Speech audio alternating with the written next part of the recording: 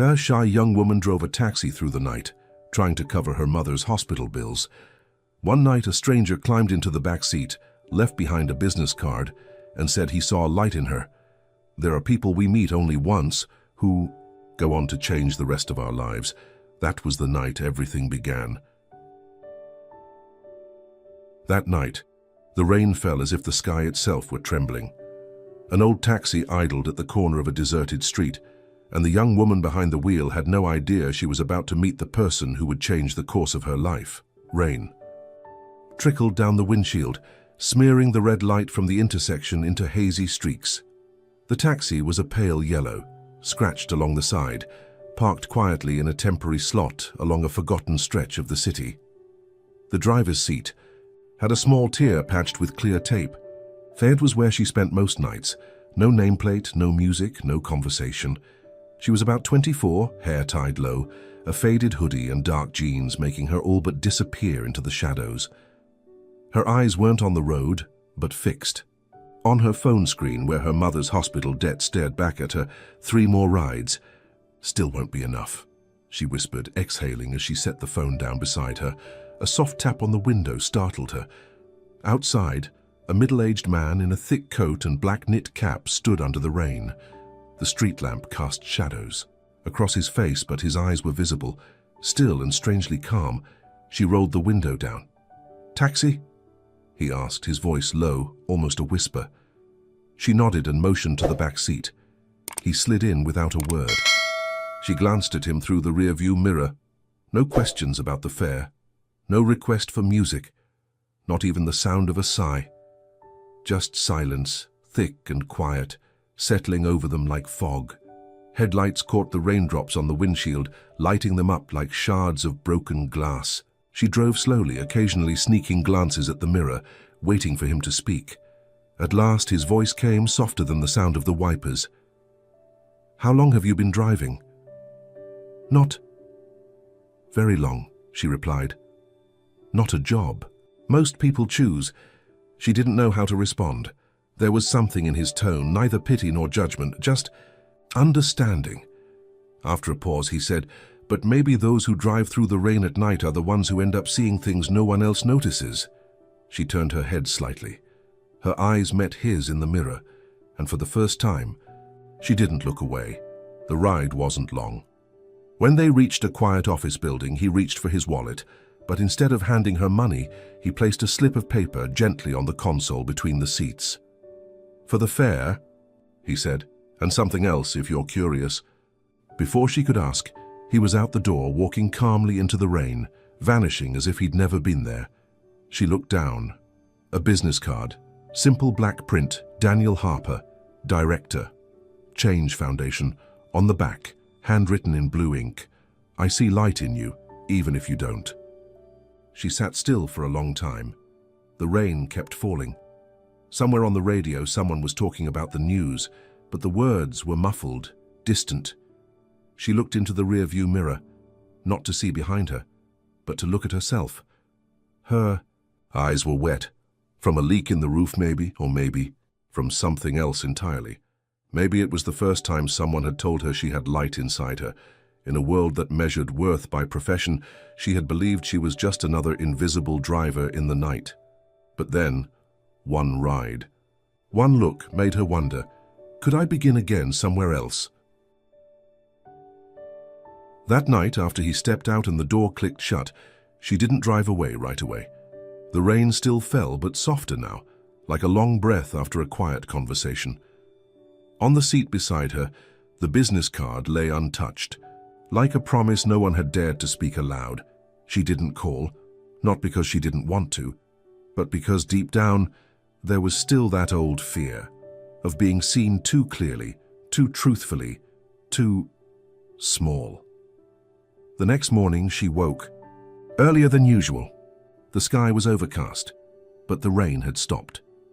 In the kitchen, her mother sat wrapped in a thin blanket, coughing gently, her back resting against the chair. She reheated yesterday's soup with careful hands, but her mind kept circling.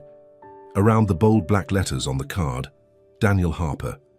She opened her phone and typed in the name. The first result was a short video, An excerpt from a community talk, from sleeping in his car to building futures, the story of Daniel Harper. In it, he wore a plain white shirt, no tie, his eyes calm, his voice steady. He didn't talk about success, but about the moment he nearly gave up, when all he had left was a suitcase and a piece of stale bread. She didn't finish the video. Her heart was racing. In her mind, his words from the night before returned. "I see light in you, even if you don't." The card was still in her wallet. It was no longer just a piece of paper. It had become a switch waiting to be flipped if only she had the courage to press it. She took the midday shift that day, picking up a few passengers from office buildings. A tired young man who dozed off the entire ride. A girl with puffy eyes who said nothing, still grieving a breakup. She didn't ask questions, just handed over a tissue and drove in silence. By late afternoon, she parked beneath a tree near a small park. Across the street stood a cafe she used to study in back in college, now closed, with a "For Lease" sign taped to the window. She opened her wallet, took out the card again.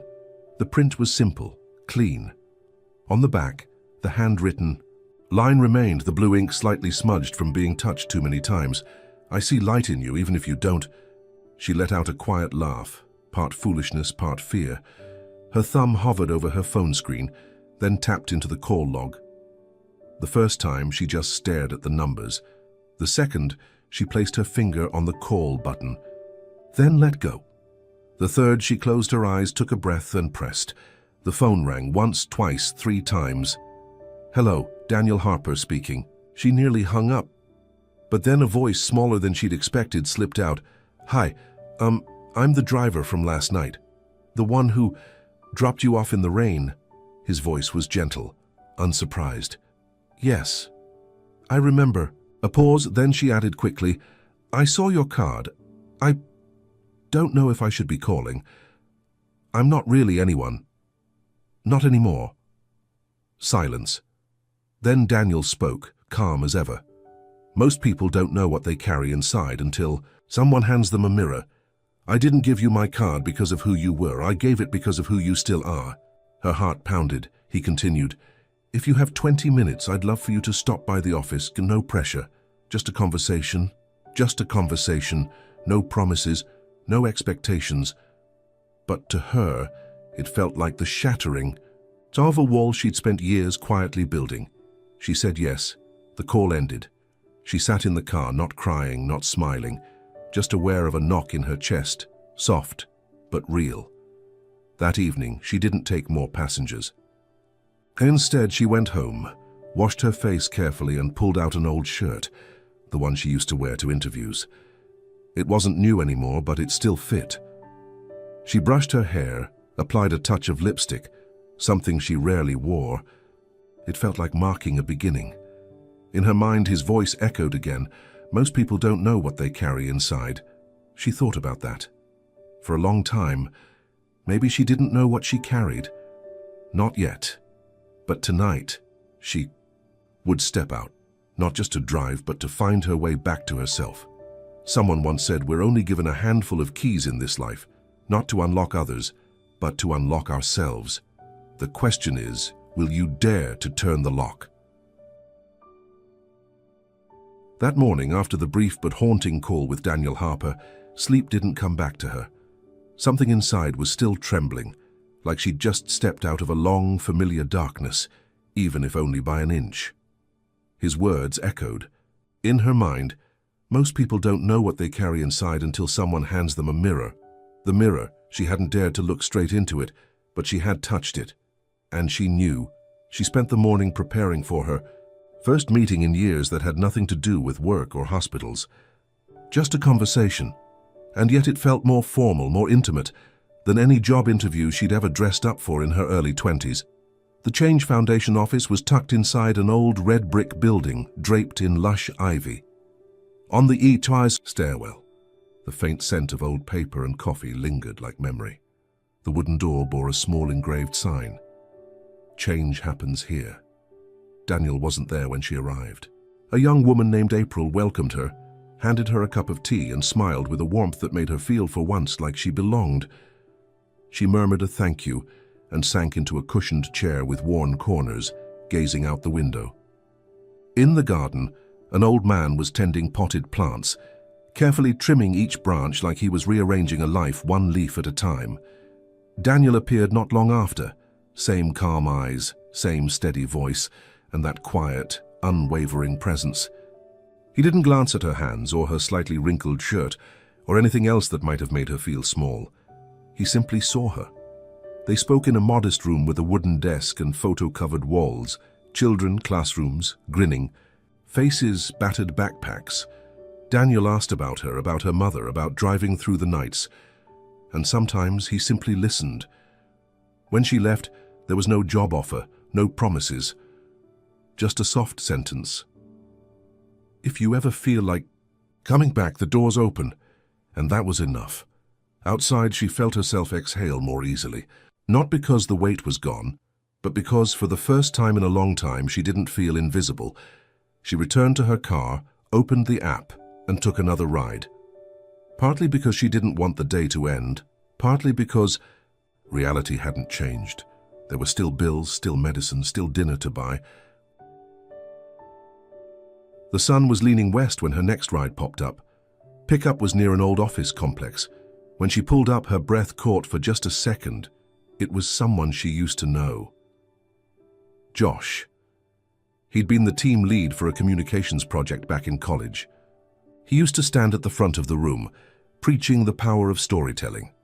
He was the first person to compliment the article she wrote for the student paper. He had once belonged to a chapter of her life she'd folded up and buried, deep. Josh climbed in, paused for a moment, then laughed quietly. "Emma? Is that you?" "Emma Mitchell." She pressed her lips together and nodded. "Hi, Josh." "Wow, it's really you. How long's it been? You still, how have you been?" She kept her eyes on the road. "I'm okay.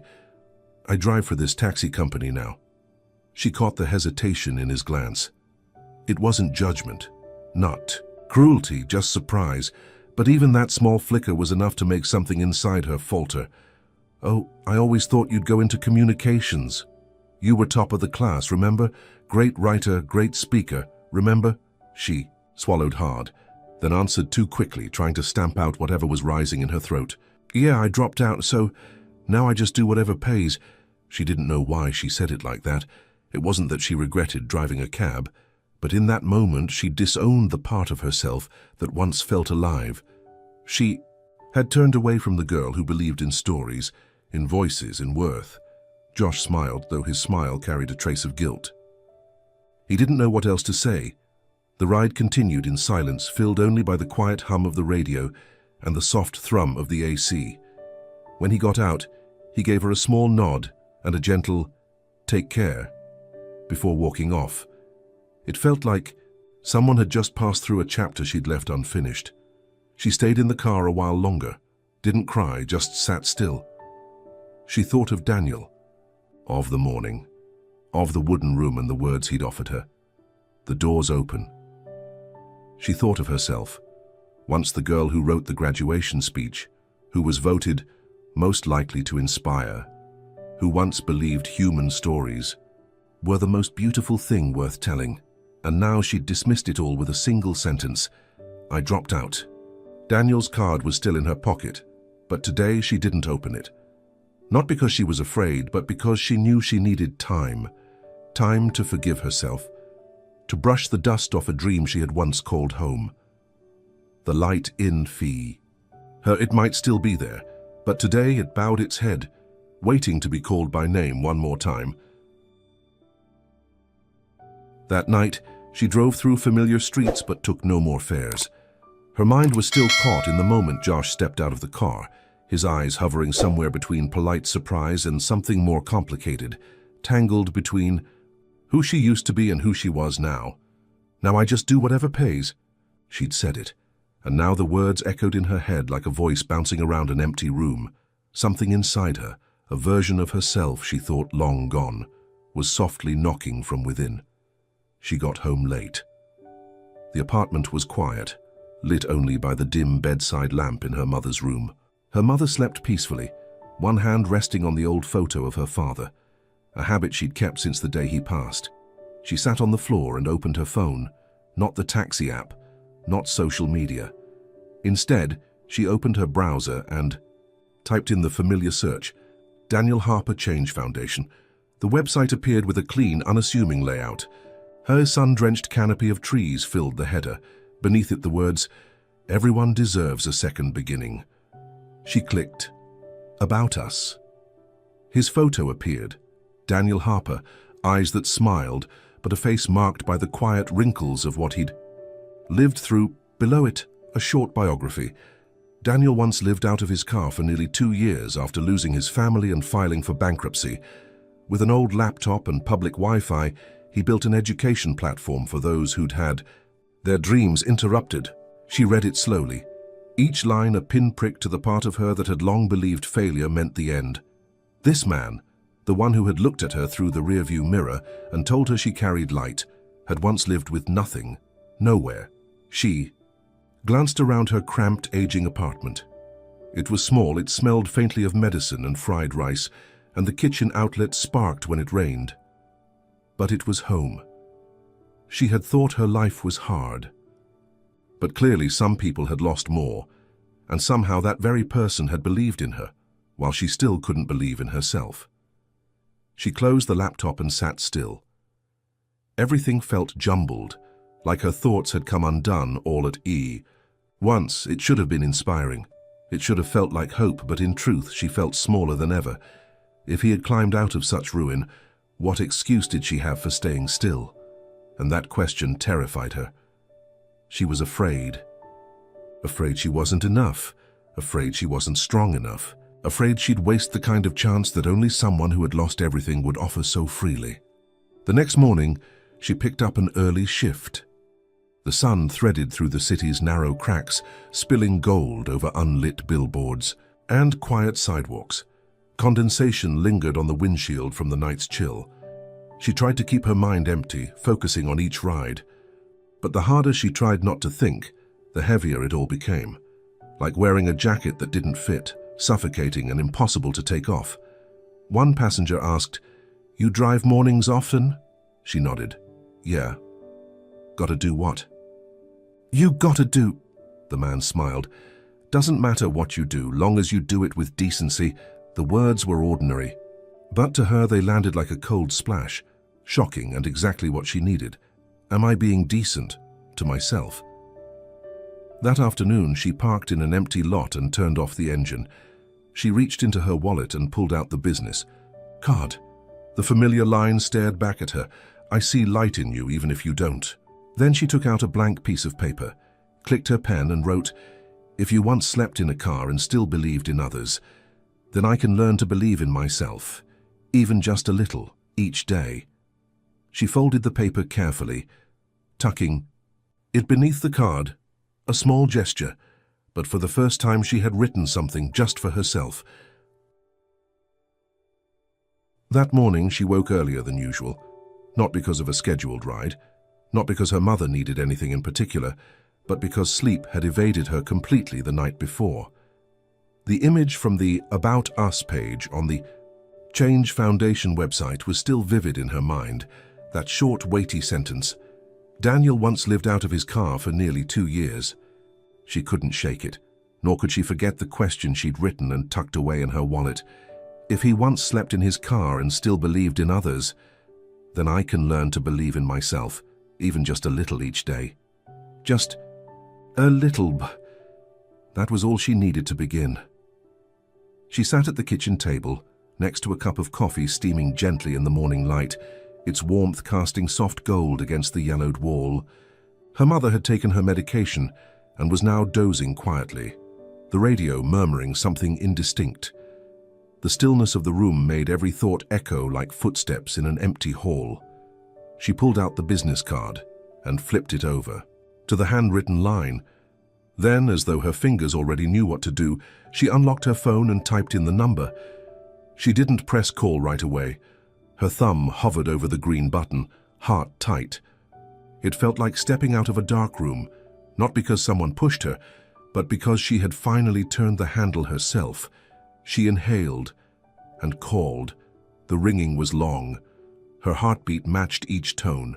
Once, twice, 3 times. "Hello." Daniel Harper speaking. She hesitated, then spoke slowly, quietly. "Hi. I'm Emma. I'm the taxi driver. From the other night." There was a brief pause. Then his voice came through, calm and familiar.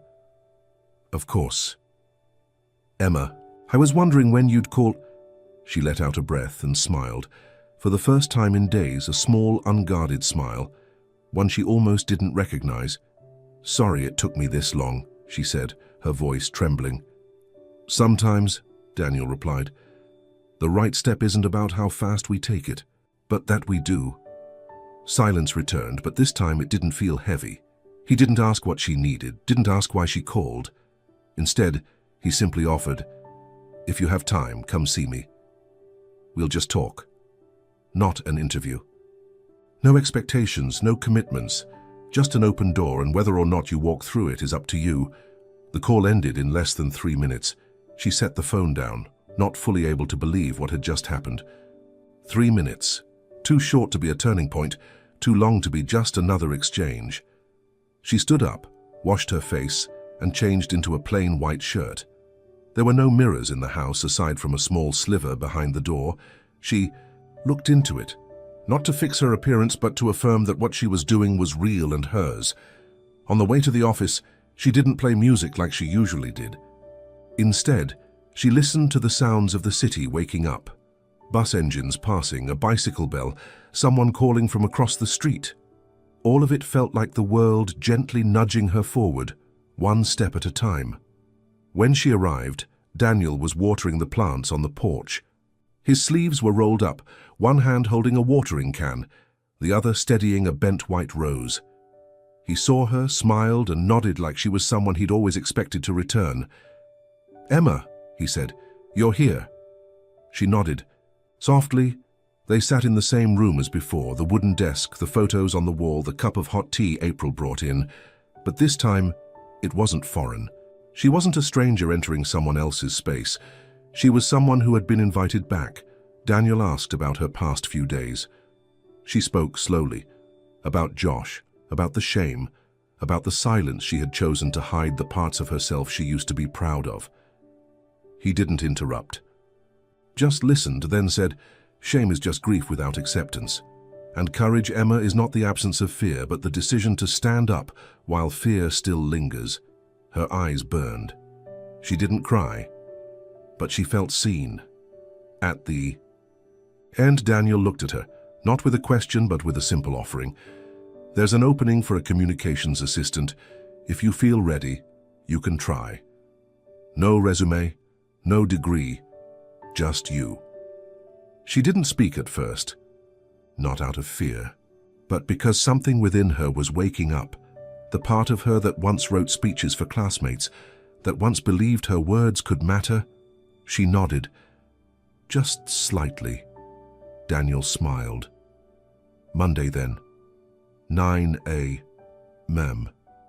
Bring yourself and, if you can, a little light." As she stepped out of the office, afternoon sunlight streamed through the leaves. The breeze was cool, and for the first time in a very long while, she wasn't running from anything anymore. She had laid everything out the night before, the crisp white shirt freshly ironed, a pair of old black slacks, clean if not new, and shoes that weren't pretty, but at least weren't falling apart. On the table, Daniel Harper's business card sat neatly beside a cup of tea gone cold. The handwritten message had smudged in one corner, but in her mind, the words were still sharp. "I see light in you, even if you don't." Morning light crept across the floor as she stepped outside, her heart as still as the surface of a lake before the wind. Calm on the outside, but underneath, a silent, nameless storm. Today wasn't just the first day of work. Today was the day she chose. To keep running or to turn and face the part of herself she'd long since abandoned. She arrived early. Too early. Sitting in front of the building, she didn't. "Go in." Her hands clenched tightly, palms damp. "I don't belong here. I dropped out. I failed." I'm just a taxi driver with no degree. The voice said it again and again, not from outside, but from inside her own skin. She almost walked away, truly, one step, then another, away from the steps. And then the glass door opened. Daniel appeared wearing a soft blue shirt, no different than every other time. His eyes were calm, as if he could see the entire storm inside her, and still he did not judge. "Emma," he said, his voice low and quiet as twilight. "If you need a few more minutes, that's okay, but this door stays open until you decide to walk through it." She stood frozen. Her hands were shaking. Every voice in her head screamed, "I'm not ready." But her feet moved forward, each step heavy, as if she were wading across a river no one else could see. A river she'd built herself over all these years. Inside, there were no welcome banners, no applause, just the soft click of keyboards, the gentle trill of phones, and sunlight spilling in through the tall windows. She sat at a small desk by the window. Her desk. April handed her a folder. "This is a campaign we ran a while back. You can read through it and let us know your thoughts. Oh, and if you'd like, maybe try rewriting the intro to this blog piece." She nodded, smiling nervously. Her heart beat like a war drum. On the screen, the cursor blinked. Communications, writing, words, the dream that had once been hers. And then, nothing. Her mind went blank. Her hands hovered over the keyboard. They didn't move. The voices returned. "You're not that person anymore. See, who gave you permission to write? You gave up. What's the point of trying now?" Daniel passed by. He said nothing, but he placed a small, worn notebook on her desk, edges frayed, cover bent. On the front, a line written in pencil, "Stories that changed me." "I've carried this since the day I started the foundation," he said. "When I wrote the first pages, I didn't know if any of it mattered, but I wrote because I needed to remember who I had been and who I still hoped to become." She opened to the first page, scraps of thoughts, half-formed ideas, fragments that didn't flow, unpolished but honest, utterly honest. She looked back at the screen. Her fingers began to move, one sentence, then another. Not the most beautiful words, but the truest she'd written since leaving school. "I used to think driving a taxi meant I was moving backward, but somewhere between midnight fares and stories people left behind, I learned to listen." And then someone listened to me for the first time. Daniel stood across the room. He didn't watch her screen. He didn't wait for thanks, because he knew that moment, when someone begins to rewrite their own story, is the only one that matters. When her shift ended, she stepped outside not as someone entirely new, but as someone who had made a choice to begin again. And sometimes, that alone is the bravest thing of all. Have you ever stood before a door, one breath away from turning back? What if, just this once, you stepped forward because a version of yourself worth becoming was still waiting on the other side? That evening, when Emma returned home, she took off her shoes as quietly as she could, as if she were carrying something delicate, something that needed silence to survive. It was the feeling of facing what she had long run from and surviving it. Her mother was already asleep. The bedside lamp glowed dimly. The oxygen machine whispered its steady rhythm. Emma stood beside the bed for a few moments, watching her mother's breathing. Nothing on the outside had changed, but something deep inside Emma had shifted, quietly, irreversibly. On the table, Daniel's business card still lay where it always did, but tonight she didn't reach for it, because she no longer needed it to remind her. The first few days at the office weren't easy. She wasn't used to the steady hum of activity, the pace, the jargon, the software tools, even replying to emails. It all made her feel like she was always a few steps behind. Some days she rewrote a single email subject line 5 times. Some days she mixed up the slide order in a presentation, and April had to quietly redo most of it. Each mistake felt like a tap on her most fragile places, as if every effort to move forward was being quietly dragged back to the starting line. One morning she arrived early, opened her laptop, and found that the piece she had worked on the night before hadn't saved. She wanted to cry, to go home. To tell Daniel she had tried, but maybe this world wasn't hers anymore. But then she remembered herself, standing outside the door that Monday. She remembered her trembling hands on the keyboard. And she remembered that Daniel had never asked for perfection, only truth. She took a deep breath and wrote again. Daniel didn't hover. He didn't micromanage. But each day he passed her desk and asked gently, "What's been on your mind today?" She didn't always have an answer. Some days she just said the word truth, "I've been thinking about that," and Daniel would nod, leaving her the space to process it on her own, without pressure, without a rush. One late afternoon, Emma was assigned to interview a former student of the foundation, a young man named Malik, now an engineer at a clean energy firm. She was nervous, not because she didn't know how to ask questions, but because she doubted whether her words could still reach anyone. The interview was over video. Malik spoke shyly but earnestly about the years he spent out of school, in shelters, hating himself for having nothing to be proud of. Emma listened and saw herself in every line of his story. After the call, she didn't write immediately. She sat still for a long time, then opened her notebook and began to write like she was writing a letter to herself.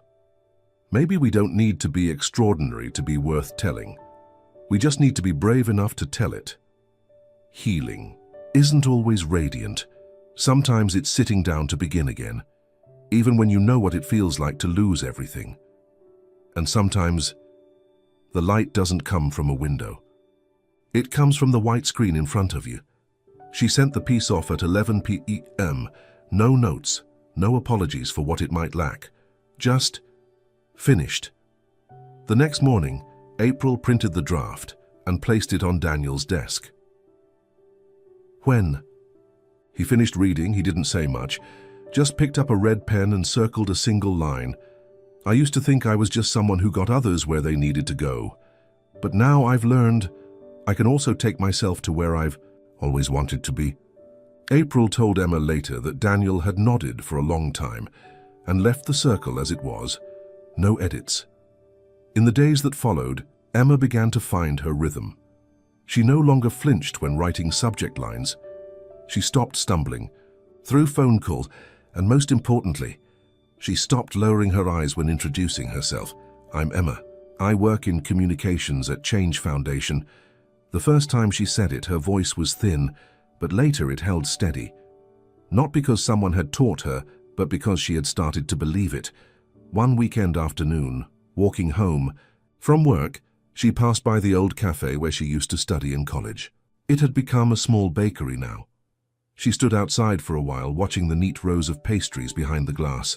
She remembered the podcast she once dreamed of starting. The project proposal she wrote, amplifying true stories, that never got sent. She didn't feel regret anymore, only warmth, because she was back on that road again, on her own 2 feet. No one pulling her forward, no one pushing her from behind. Just her, choosing to continue. Healing isn't erasing the past. It's standing between what was and what is and deciding to keep writing anyway. A week after her first story was published on the Foundation's website, Emma received a message from an old passenger. It was Clara, an elegant woman in her 60s who used to ride with Emma, often back when she drove the night shift. The message was simple. "Sweetheart, today is my husband's memorial. I don't want to go alone. Could you drive me one more time? Just once more. I promise." Emma read the message and smiled. One more time. The words felt like a bridge between two versions of herself. The woman who once believed taxi driving was her whole world, and the woman now beginning a new chapter.